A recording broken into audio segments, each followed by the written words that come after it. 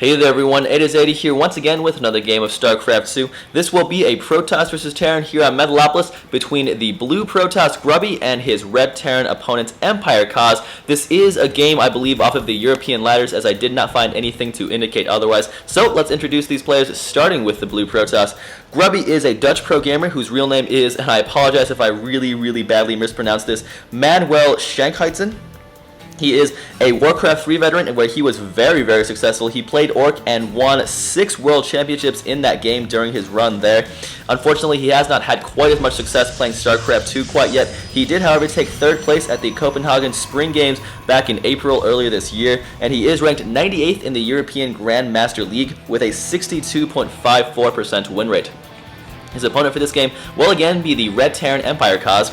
Kaz is a Ukrainian player whose real name is Mihailo Heda. He is of course a member of Empire, as you can tell by his name.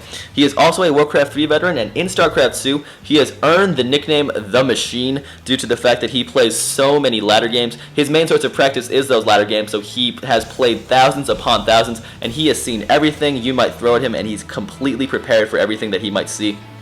He's known for a very conservative style that has benefited him and allowed him to make it pretty deep into tournaments that are best of ones in the early stages, just because he's seen everything and nothing quite takes him by surprise in those games. He is ranked 9th in the European Grandmaster League with a 78% win rate, which is very high, and don't believe that's just due to a small number of games played. He's won almost 1,300 games, so he is consistently very good on the European ladders. So we'll see how these players do today, as they are going to be duking it out on Metalopolis. They are spawning in cross positions, so rush distance will be pretty large here in the early game if either player wants to get anything antsy coming out of their bases. It doesn't look like anything crazy will be happening, as Kaz is just getting this wall off, the standard 2 supply depot and 1 barracks wall off at his ramp, while the gateway just now finished warping in for a Protest player, and he has started with that cyber core just a little bit behind his base right here, and it looks like he is going to be foregoing that original Zealot and going for a Stalker instead, as of course when you're spawning in cross positions it really doesn't matter whether you not have that first Zealot, because it doesn't do much here in the early game, and the Stalker denies scouting much more effectively.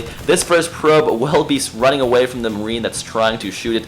Unfortunately enough, will be able to get away, it looks like, as this wall-off just finished for our Terran player. He is going to be getting a factory now, so it looks like he's going that Destiny Cloud Fist build opening, where you go the barracks into factory and then into a starport. I've seen Banshee Harass be very effective on this map. We'll see if he actually decides to go with a Hellion Harass here in the early game. Let's take a look at how many refiners he has. He is building that second one, so that does kind of alert me to the fact that he is going to be going with a Banshee Harass here in the near future. Looks like our Protest player will be chrono boosting out a Stalker here. Meanwhile, he's probe trying to get some scouting done, but will only be met with the business end of this Marine's rifle. And unfortunately for this probe, it's going to bite a little bit more than it can chew, as 2 more Marines are going to be running down here and be taking that probe out, and there it goes. Unfortunately enough, that scouting probe met his end at the hands of 2 or 3 Marines. This first Stalker will actually be getting a little bit antsy and going across the map, while a sentry is now being built by the gateway. Looks like he is chrono boosting out Warp Gate, as is pretty standard. That is about halfway done at the moment, so he will be super happy once that pops. The starport has started for EmpireKas, being built right next to this factory, which is now getting a tech lab. So indeed, he will be going for that Banshee Harass. Still no add-on on this barracks quite yet. We'll have to wait and see what he wants to do with that. The shadow, of course, of that mule dropping. Let's take a look at the income tab. It looks like our Protest player has a 4 harvester advantage, but of course, with that mule, the Terran player will be right about even in the income tab. While the Protest player just now started to get his natural expansion as well, that is about 1/3 of the way done, so he will shortly be 1 base up on his Terran opponent. He is also getting a robo facility, so he will have access to observers and immortals and the like.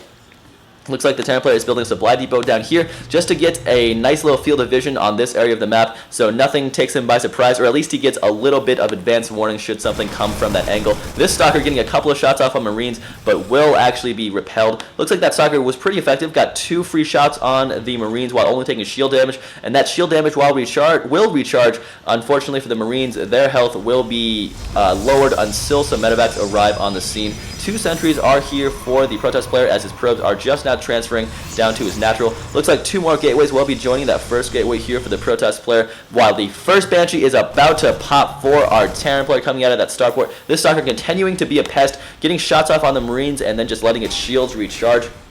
We'll just keep an eye on this Banshee, wait for it to get all the way across the map, just keep that selected to watch when that kill count starts to rise, as he looks like he is going to get mostly across the map without even being spotted. It looks like a probe. These two units might actually be heading for a collision course, and the Banshee will start shooting that probe and two-shot it. There goes the first probe. Looks like the Banshee is actually up to 2 kills now, so he probably has 2 probe kills under his belt. A Stalker will be warped in. It looks like 2 Stalkers actually trying to make this Banshee not do as much damage as she would like. The Banshee will take out that first Stalker, so very well done right there. Only losing about half of its health, and now starts the probe killing spree. It is up to 4 kills. I'll just keep that selected, and we'll just watch it rise in the kill count. Promoted to Corporal with that 5th kill. 3 sentries going to be going across the map to join this 1 Stalker at the front door of the Terran.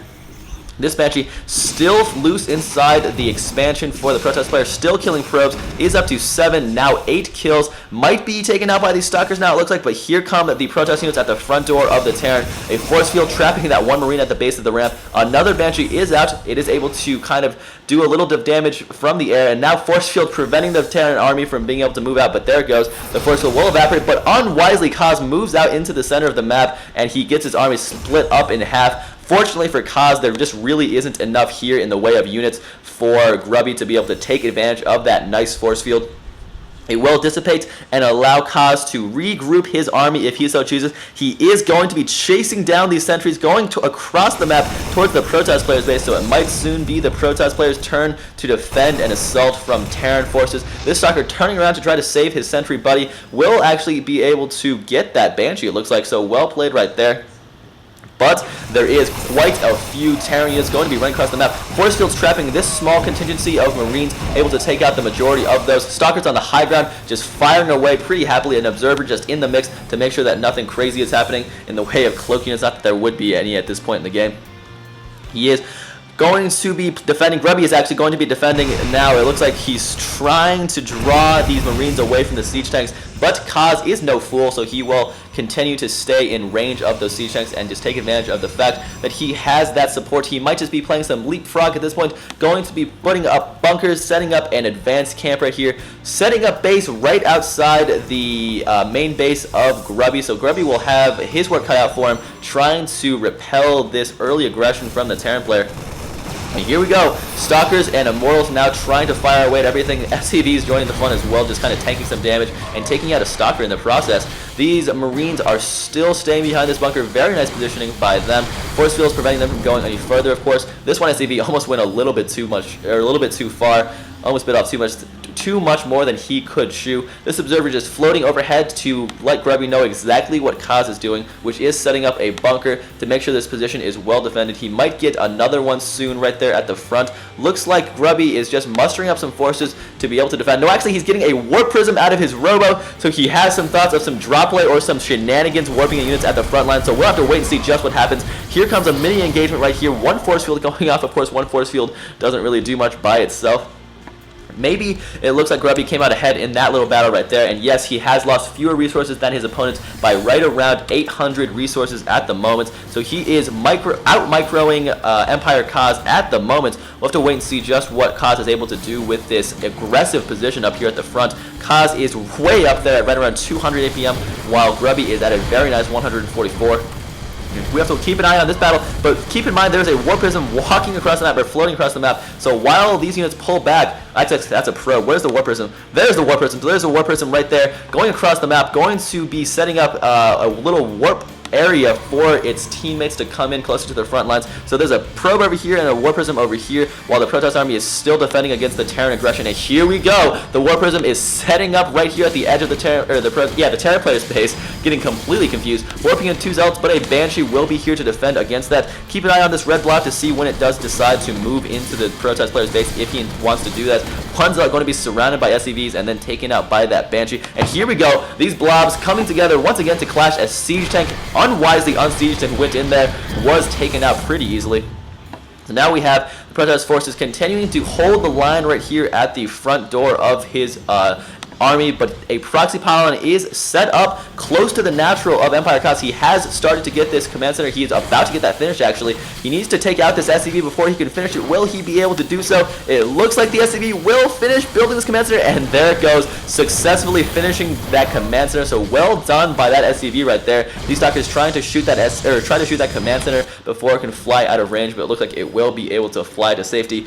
Meanwhile, at the front lines, we have 4 siege tanks sieging up with a Banshee flying overhead, also able to spot the high ground for these siege tanks with about a dozen or so Marines here. Another bunker being set up by EmpireKas, even closer to the front door of our protest player, and now a pylon is actually set up right where the command center would go at the natural expansion. But up here, Guardian Shield going up, and the protest player might have some thoughts of making his stand right now. He cannot let these bunkers to continue to creep towards his base.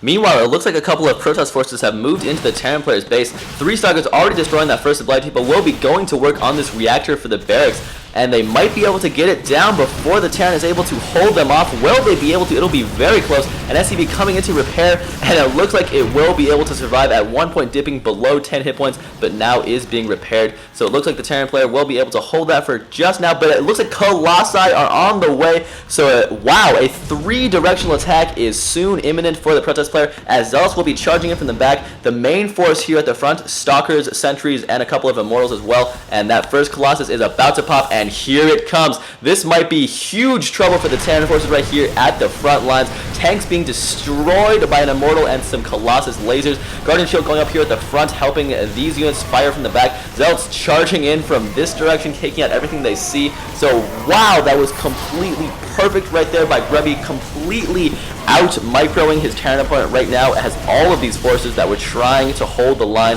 got steamrolled, and now it is Grubby's turn to go on the offensive.